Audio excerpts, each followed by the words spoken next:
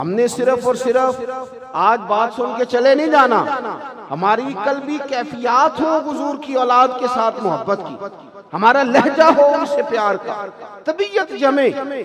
एक तो उनसे प्यार करो और दूसरा ये देखो उस घर का तरीका असल में है क्या। मैं अक्सर लोगों से सुनता हूँ ना इमाम हुसैन की सीरत, तो वो कहते हैं करबला में गए थे। भाई करबला में तो 50 साल की उम्र के बाद गए थे, उससे पहले कहाँ थे? इमाम हुसैन की जिंदगी को हुजरे के अंदर है सिर्फ, जिसका पता ना हो। उन्होंने भरपूर जिंदगी गुजारी, भरपूर।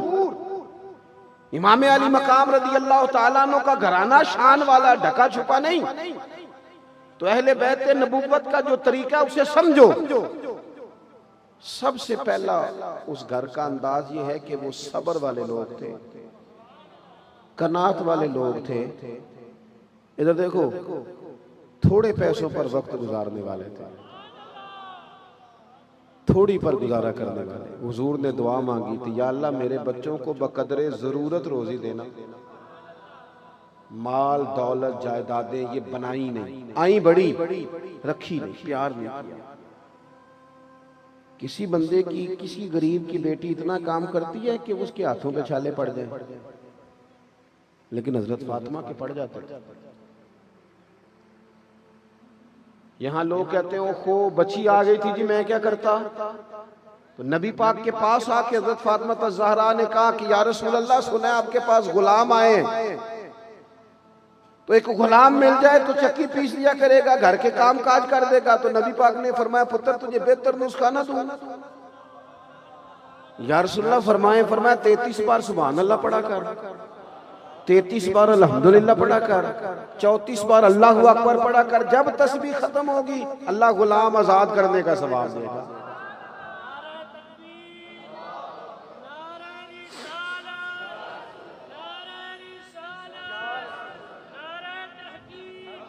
आप आप गौर फरमाएं कि नबी पाक ने फरमाया, पुत्र घर के काम खुद ही कर दी। यहाँ कहते हैं ओहो बच्ची ससुराल में बड़ी दुखी है जी, क्या करती? कहते रोटियां पकाती।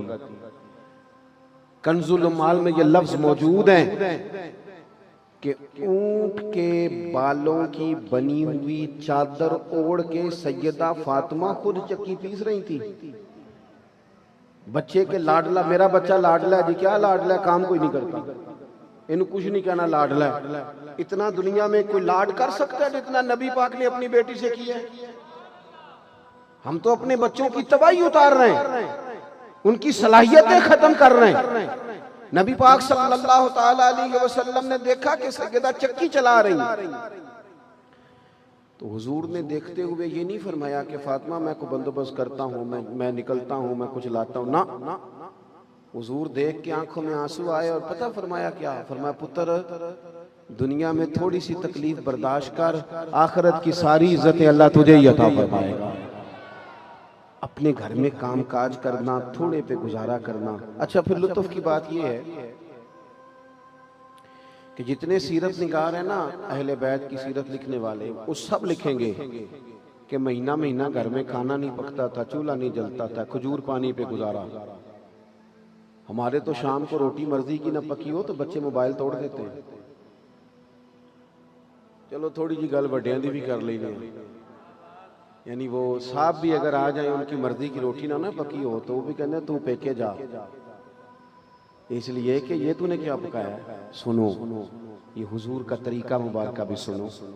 सैयदा आयशा सिद्दीका रदी अल्लाह ताला अन्हा फरमाती हैं, हुजूर के लिए मैं खाना रखती थी, कभी कोई चीज तबीयत मुबारक के करीब ना होती, पसंद ना होती तो छोड़ देते, लेकिन महबूब ने कभी खाने में नुक्स नहीं निकाला।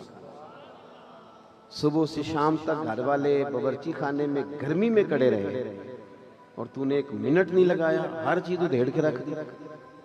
हमें कुछ चीजों का एहसास, ये जरूरी तो नहीं कि जो हम कर रहे हैं वही मुश्किल हो, और भी कई मुश्किलात एहसास पैदा करने चाहिए। गौर फरमाइएगा, हर सीरत निगार ने लिखा है कि महीना महीना चूल्हा नहीं जलता था, खाना नहीं पकता था। लेकिन मजे की बात यह है कि जो बंदा ये लिख रहा है ना कि महीना महीना चूल्हा नहीं जलता था, खाना नहीं पकता था, 2-4 सफ़े छोड़ के वही बंदा कहता है यानी पीछे लिख रहा है कि महीना महीना चूल्हा नहीं जलता था, लेकिन चंद सफ़े छोड़ के वही बंदा लिखता है कि जो दरवाजे पे मांगने आता था उसे झोली भर के दिया जाता था। हम ना अपनी जात पर लगाएं तो जरा तगड़ा करके लगाते हैं, और कोई फकीर मांगने आ जाए तो ढूंढते फिरते हैं कि 10 टूटे हैं किधर। अपने पे लगाना हो तो फिर क्या बात है। लेकिन अगर अब फकीरों ने क्या करना है, हमारा तो सगा भाई मकरूज होता है, कर्ज के नीचे दब गया, घर से नहीं निकलता, और हमारी तिजोरी में पैसे पड़े हैं, हम झूठ बोलते हैं, अपने तरस गए, लेकिन हमने अपनों की मदद नहीं की, फकीरों को क्या देना था। इल्ला माशाअल्लाह। हजरत इमाम हुसैन के पास ना फकीर मांगने आया, उसका ख्याल था 2-4 दिनार मिल जाएंगे, बात बन जाएगी, कुर्बान जाए। इमाम बांटते इतना थे, वो तो घर में रखते ही कोई शय नहीं थी। वो आया तो उसने मांगा, तो इमाम हुसैन फरमाने लगे, यार इस वक्त तो 1 दिनार भी नहीं मेरे पास। फरमाने लगे, तू थोड़ा बैठ जा, इंतजार कर। वो कहता है 2-4 घंटे में बैठा, तो मैं तो 2-4 दिनार के चक्कर में था, 5 थैलियां अशरफियों की भरी हुई आई, उनमें 5000 अशरफियां। तो मेरा ख्याल था कि खुलेगी तो 2-4 मुझे भी मिल जाएंगी, पर कुर्बान जाऊं सैयदा पाक के लाल के, उन्होंने 5 ही उठा के मेरी झोली में डाल दी। अब तंगी ये दाम आप है ना, जा और भी कुछ मांग। 5 उठा के डाल दी। कहते मैं अभी सख्ते में ही था, परेशान ही था कि इतना दे दिया। अभी मैं सोच ही रहा था कि हुसैन इब्ने अली बोले। फरमाने लगे, यार जरा माफ कर देना, तुम्हें इंतजार करना पड़ा, तुम्हें इंतजार करना पड़ा, जरा माफ कर देना। मिजाज में सखावत हो। सखी पैसे वाला बंदा नहीं होता, पैसे वाला तो प्लाट बनाता है। पहले उसका दिल होता है कि मुझे अल्लाह देगा तो मैं खर्च करूंगा, फिर जब वो उसको मिल जाते हैं फिर उसके खर्चे बढ़ जाते हैं, फिर उसको सामने वाला प्लाट पसंद आ जाता है, बड़ी गाड़ी पसंद आ जाती है, फिर वो चक्रों में पड़ जाता है। माला वाले सखी नहीं होंगे, ते सखियां कुल माल नहीं होता।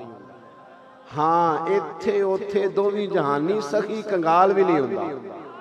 हमेशा अल्लाह के रास्ते में देने का मिजाज। तीसरी बात जो हमने सीखनी, एक तो सादगी, दूसरी सखावत, और तीसरी बात अहले बैत नबुव्वत बहादुर लोग थे। बहादुर, याद रखना कि जो बावकार लोग होते हैं ना, बावकार, हालात के कदमों में कलंदर नहीं गिरता, क्योंकि टूटे भी सितारा तो जमीन पर नहीं गिरता। और दुनिया में कतील उससा मुनाफिक नहीं कोई, जो जुल्म तो सहता है बगावत नहीं करता।